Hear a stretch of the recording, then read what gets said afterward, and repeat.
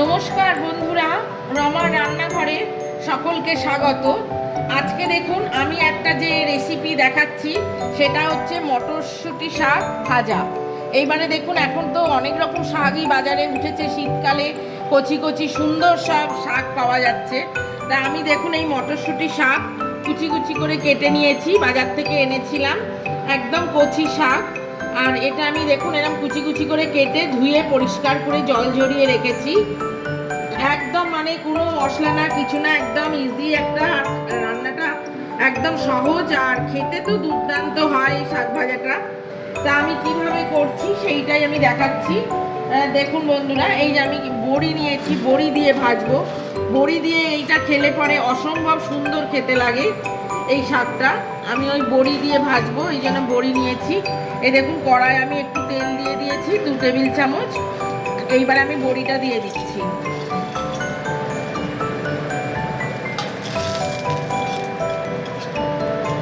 এত সুন্দর মানে গরম গরম ভাতের সাথে এই শাক ভাজাটা খেতে লাগে, এই দিয়ে অর্ধেকের বেশি ভাত খাওয়া হয়ে যায়। আপনারা আমি ঠিক যেভাবে করছি, যেভাবে দেখাচ্ছি, আপনারা ঠিক এইভাবে করুন, করে খান। কেমন লাগে আমায় জানাবেন। আমার চ্যানেলটাকে লাইক করবেন, শেয়ার করবেন, সাবস্ক্রাইব করবেন আর পাশে বেল আইকনটা ক্লিক করে দেবেন, যাতে আমি যে কোনো কিছু রান্না ছাড়লেই আপনারা যাতে সহজেই পেয়ে যান। আর আমি সব সহজ রান্না একদম মানে হালকাভাবে করি আর সহজভাবেই দেখাই, যাতে প্রত্যেকে করতে পারে। নতুন যারা রান্না করছে তারা যাতে করে সবাইকে খাইয়ে সুনাম অর্জন করতে পারে, আমি সেই রকম রান্নাই দেখাই, সেই রকম রান্নাই করি। তা এটাও আজকে দেখুন একদম ইজি প্রসেসে, একদম মানে খুব ভালো একটা রান্না, শাক ভাজার রেসিপি। দেখুন আমার এই বড়িটা ভাজা হয়ে গেল। এবার আমি এই যে বড়িটাকে আমি তুলে রাখলাম।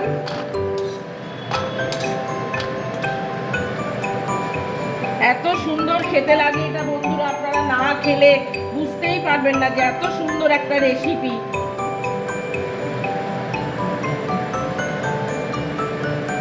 এই যে অল্প করে একটু তেল দিয়ে দিলাম, আর এই দেখুন শুকনো লঙ্কা ছিঁড়ে আমি দিয়ে দিচ্ছি ফোড়নে, আর দেবো একটু কালো জিরে।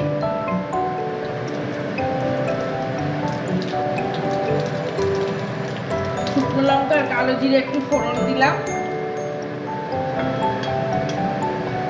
দুর্দান্ত খেতে লাগে রেসিপিটা। কেমন লাগে আপনারা ঠিক করে খেয়ে আমায় জানাবেন। আমার চ্যানেলটাকে লাইক করবেন, শেয়ার করবেন, সাবস্ক্রাইব করবেন, পাশে বেল আইকনটা ক্লিক করে দেবেন।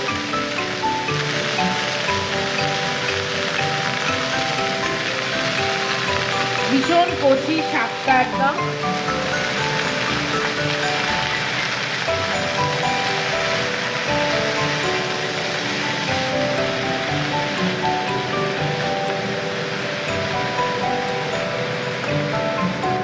অল্প করে একটু জল দিচ্ছি দেখুন বন্ধুরা।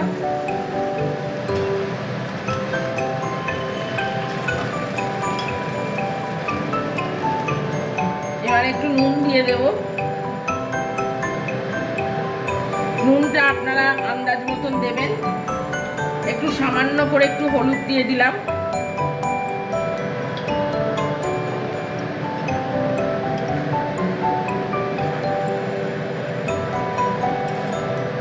এইবারে এটা একটু 2 মিনিট একটু সেদ্ধ হওয়ার জন্য রাখবো, একটু নরম হয়ে যাবে আর একটু জলটাও শুকিয়ে যাবে। একটু ওয়েট করব 2 মিনিট। এই যে দেখুন বন্ধুরা, আমি এই 2-3 মিনিট পর ফিরে এলাম। এই যে দেখুন জলটা অনেকটাই আমার শুকিয়ে গেছে। এবার আমি বড়িটা এর মধ্যে দিয়ে দেবো, দিয়ে আরেকটু যেটুকুন জল আছে আরেকটু শুকনো শুকনো মতন হবে।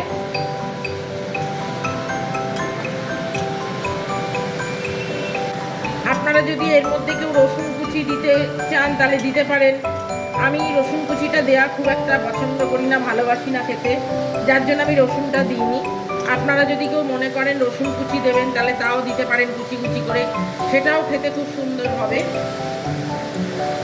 এই দেখুন সবশেষে এবারে আমি একটু মিষ্টি দিচ্ছি। আপনারা যদি কেউ মিষ্টি না খান তাহলে মিষ্টিটা দেবেন না।